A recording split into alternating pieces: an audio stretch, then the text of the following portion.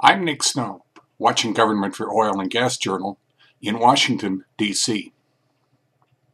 Washington's Major League Baseball team surprised many people when it became the National League's Eastern Division champion in 2012 and made it to the postseason playoffs for the first time.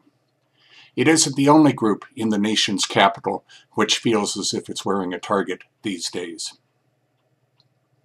The U.S. oil and gas industry doesn't want to be singled out for new taxes by some members of the 113th Congress and the Obama administration, who are looking for ways to quickly increase federal revenue. In the last week, the line I've heard repeatedly is, "You're right to be concerned," Brian Johnson, the American Petroleum Institute's Federal Relations Director, told reporters at a February 11th luncheon. The crystal ball in Congress is murky. There hasn't been a good revenue fight there for several years. The prospect of sequestration, with its broad automatic budget cuts, quote, tends to focus the discussion, end quote, observed Stephen Comstock, API's tax policy manager. Some members of Congress say Yellowstone National Park won't open this summer as a result, he said, adding, meanwhile, they see groups with what they believe are loopholes.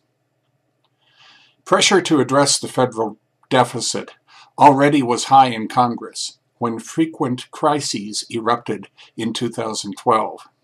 Their urgent deadlines have created an atmosphere where a seemingly simple, quick fix is politically appealing. "We don't want to be a political pay-for," Johnson said. New federal oil taxes would provide revenue in the short term. They'd be costly in the long run.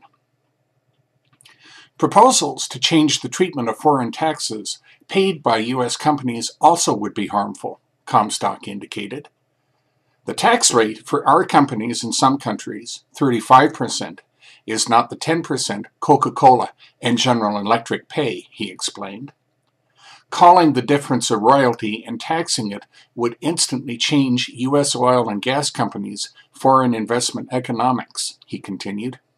Their overseas investments would shrink as their non-U.S. competitors gained an advantage.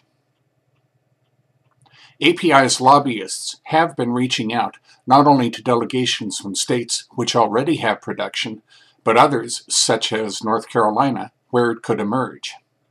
There are a lot which traditionally weren't that are becoming producers now, Comstock said.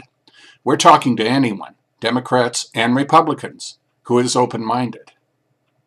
They also recognize that the industry's size means it will need to actively participate in any meaningful federal budget reform discussions if they ultimately take place. Voters recognize the realities of potential production and job losses at the end of the day, Johnson said.